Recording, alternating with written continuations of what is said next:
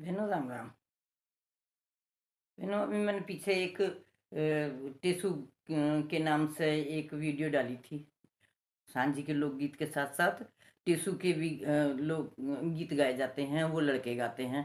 एक तिपाई सी बना के ले आते हैं, उस पर एक फेस लगा लेते हैं आदमी का, और उसके बीच तिपाई के बीच में दिया रख लेते हैं। इस तरह से वो बनाते हैं।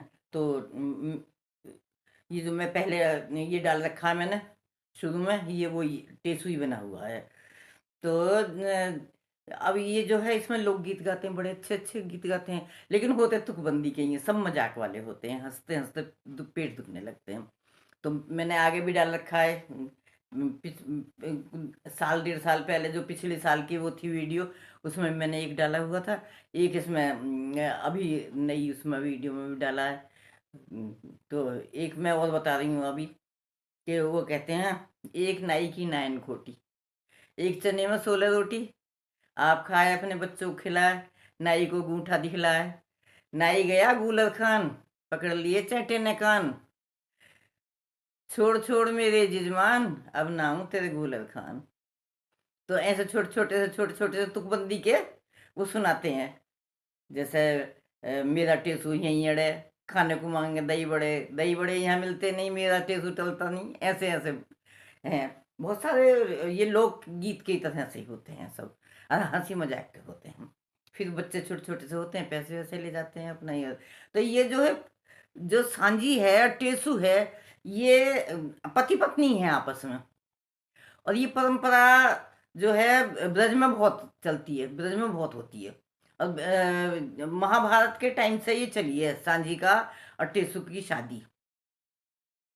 तो ये इसकी कहानी क्या है, जिस वक्त महाभारत के टाइम पर इनको पांडवों को अज्ञातवास में रहना पड़ा था, तो उस जगह वो कोई चक्री चक्री वो थी तहसील, तो उस जगह रहे थे ये। और वहीं पे ही ये जब अज्ञातवास में रह रहे थे, तो वहाँ पे इन्होंने, ये जो भीम था, इसको विडम्बा नाम की एक उससे प्रेम हो गया, और उससे शादी कर ली इसने वहाँ पे।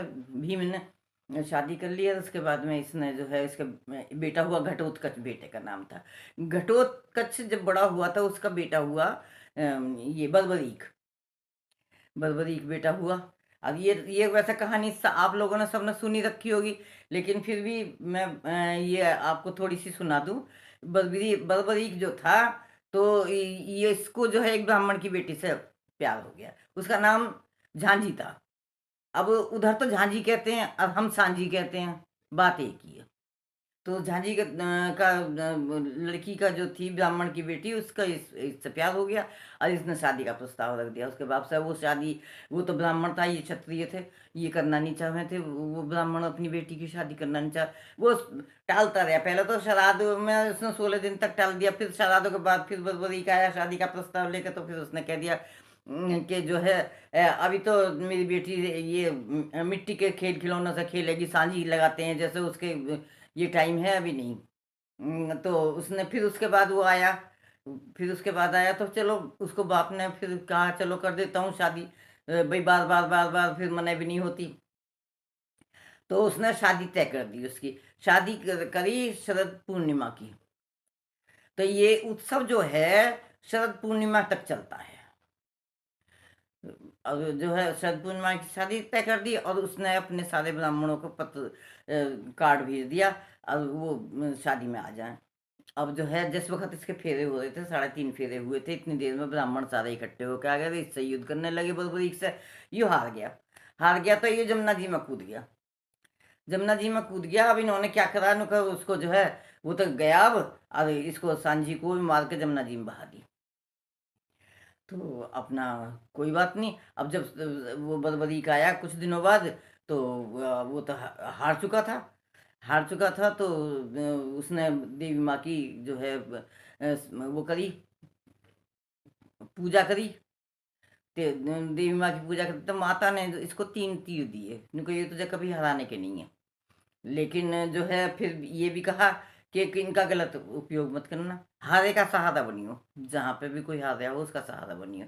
उसने कहा अच्छा, ताकत तो उसमें बहुत थी। अब जब महाभारत का युद्ध हुआ, कृष्ण जी को पता ही था इसमें कितनी ताकत है।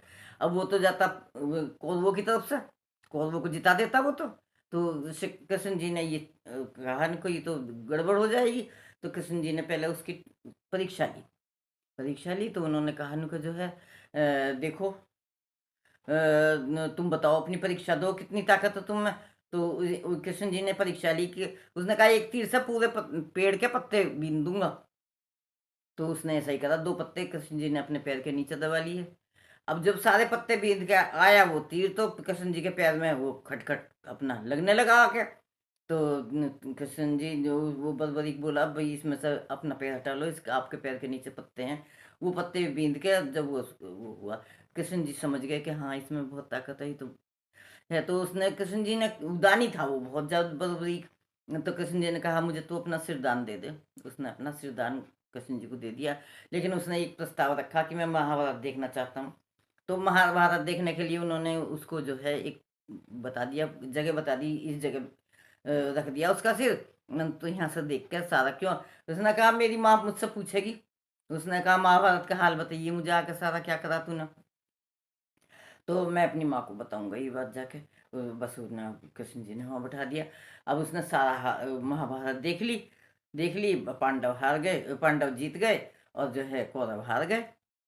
हार गए। अब जो है कृष्ण जी ने फिर उसको बाद में उसको ये वरदान दिया कि तू मेरे नाम से ही पूजेगा। और इसीलिए उसे खाटू श्याम कहते हैं। खाटू श्याम कहते हैं। और उसी के सिर को, जब उन्होंने उसका सिर काट दिया था, उसी के सिर को वो तिपाई पे लगाते हैं, वही सिर होता है वो, उसी को मानते हैं। और फिर आज भी इधर ब्रज की साइड में इसके लिए क्या, शरद पूर्णिमा के दिन शादी बड़े उत्सव से मनाई जाती है, बड़ी धूमधाम से मनाई जाती है इसकी। और ये भी कहते हैं कि जो है अगर जो है किसी की शादी ना हो रही हो तो सांझी और टेसू की शादी करवा दो, उनकी शादी हो जाए। तो ये इसकी कहानी थी। सांझी और टेसू जो हैं ये हैं बरबरीक है ये, और वो ब्राह्मण की बेटी थी। अब जो है ये तो पहले तो ये था कि पहले पता नहीं ये कौन होंगे, सब लोग अभी जानते ही नहीं होंगे कोई भी कौन है कौन नहीं है। अब आज मैं ये बता रही हूँ आपको, ये बरबरीक है जो टेसू होता है, और ये होती है सांझी। और बड़ा उत्सव मनाया जाता है इसका। और बताओ, एक बार फिर मैं वो डाल रखा है मैंने उस पर, आप टेसू के दर्शन करना। बहनों राम राम।